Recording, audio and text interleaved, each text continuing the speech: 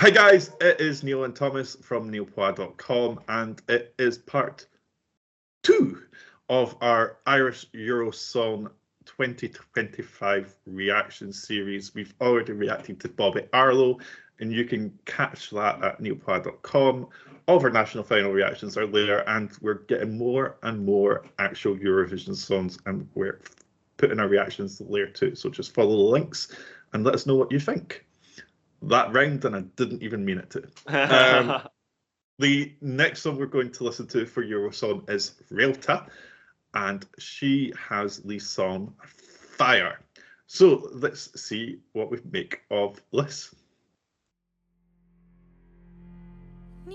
Oh, very midi start.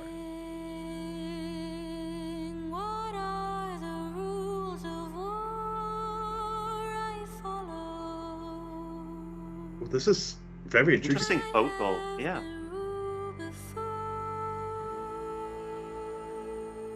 Sort of reminds me of like an old like nursery rhyme type thing being sung, like a lullaby almost. Just thinking it might not be me, mistaken. Always divinity. Steady as she goes, handle it with care. It's very dreamy.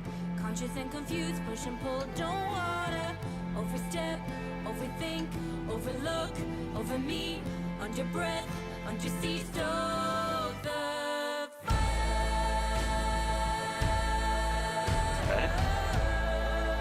Ooh.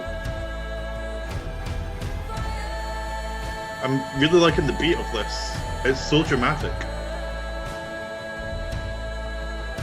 It does have a very traditional feel, which I like. And relaxed, back broken, and unattached, unspoken, words I can't take back. Smoke to ash, I keep falling in, having no regrets, feeling worthy, jumping in, sink or swim, don't wanna. Amber. Ooh, that was nice. Closer, warmer, faster, stoke the fire.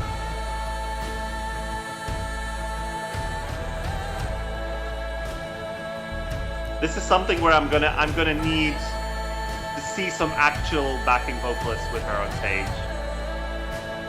Somehow. Yeah. Oh, this is beautiful. Sort of like strings coming in.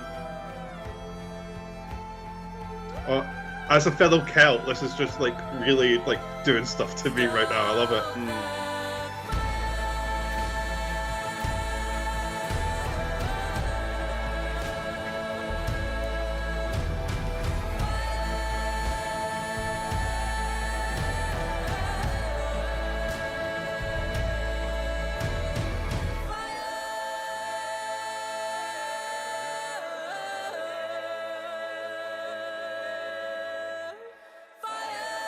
Really lovely sort of dramatic harmonies here.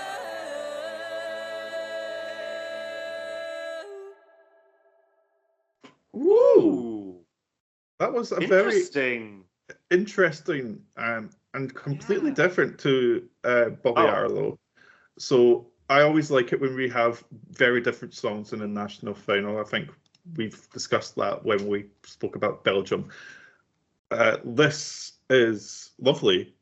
It's sort of a mix of two different things, because her vocal reminds me very much of something I would see at like an open mic night or some sort of like pub performance and stuff like that, just with like a little acoustic thing. And then you've got that backing track where it is just so dramatic and cinematic.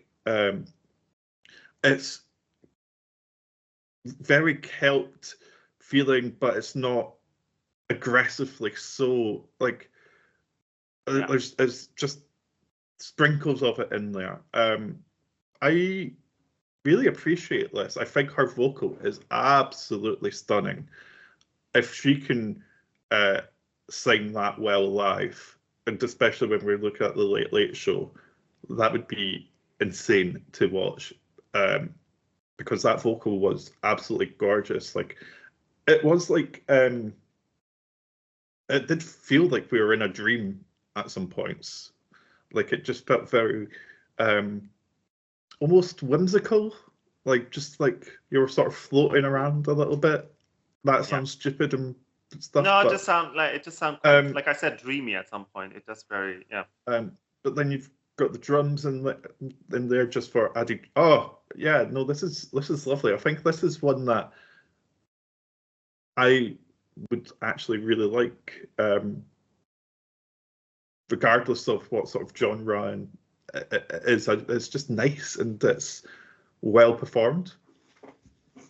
Yeah, you see how this is exactly why I love traditional music, because it just gives you, whenever a song implements that traditional music of that specific country, it automatically sounds like something that could do well at Eurovision, I think. Because I feel like that's sort of what a lot of people watch Eurovision for, to hear songs and hear genres and styles that you normally would not hear in your own country, to get to know artists that you otherwise would never have heard of. That's the beauty of Eurovision, I think. I think this is a lot more fitting for Eurovision maybe than Bobby Arlo's song was. Or at least it's more typical for Eurovision. And I don't mean that in a derogatory, like, negative way. I mean it in a very positive way. I feel like this would be something that would really showcase Irish culture. I feel like it, but it still sort of feels very accessible. It's not overdoing it. Really love the harmonies in this. She's got a beautiful voice. She looks great. I like the style of, like, the makeup and the hair, and I think she's sort of like wearing some sort of a crown in the picture that we just saw. Yeah. Obviously, there's no music video here yet. So that really interests me. It really intrigues me to see how they're gonna stage this. I think. Do you know when we were talking about Bobby Arlo's song, we were talking about staging. How do you stage this? Some songs you just don't know how to stage. You know that you love the song, but like no ideas come into your head, like how you're going to do this. With this one, tons of ideas running through my head, like what you could do with this, and it can be very simple but effective. I don't think you would need a lot of. This is not a song that requires fireworks and lots of dancers, and what you need is a very genuine, thoughtful staging, and just a good vocal, really. And if she has a charisma, I could see this doing rather well. It feels like something that could safely qualify, I feel like. Yeah. For sure, absolutely. Especially with a vocal like that. If that vocal is good live, then absolutely.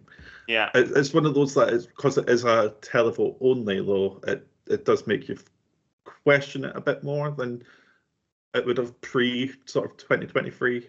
But other than that, yeah, I would say it's I think it's just important that you don't overdo it, because we were talking about Aya a while ago and how that was also very traditional, didn't do well, or not as well as we thought it would. But that one was not accessible for the masses. It was very much you either got it or you didn't. I feel like this one is a lot. I don't want to use the word safer, but it's a lot more easygoing in a way. The only thing that I would maybe want to see changed a little bit, which is something that they don't even need to change the production. They just need to change the vocal a little bit. I would like to hear a bit more of an explosive harmony, more of an explosive vocal towards the end, maybe some higher notes, sort of like finish bigger, if you know does that make sense? Or like some more vocal riffs and stuff like that going on. Yeah. And you can have the backing vocals keeping up the harmonies, and she can then maybe do some riffs. She might do that at Eurosong. We don't know, Sometimes you just have a very, basic, in lack of a better word, basic studio track, and then it gets elevated with live vocals. That's the only thing that I would say that I would want to see added, but otherwise I think it's a very solid song. Yeah, good work, Ireland. Good work. Yeah, and again the seeing these different. This is only 2 songs in, obviously, but seeing different kind of genres in one national final is very interesting, especially when you only have. Was it like 6 songs they have? 6, 7? Yes. 6 songs. Yeah, so already a great job at showing diversity. You can definitely tell that there's a step up from last year. Yeah, they've sort of gotten the message. Let's fingers crossed that continues. We'll be back tomorrow. Tomorrow we are going to be looking at Ajay, and their song is called Running to the Night. So keep an eye out, neilpoir.com. Like, subscribe, tell us what you think, and we'll see you then. Bye.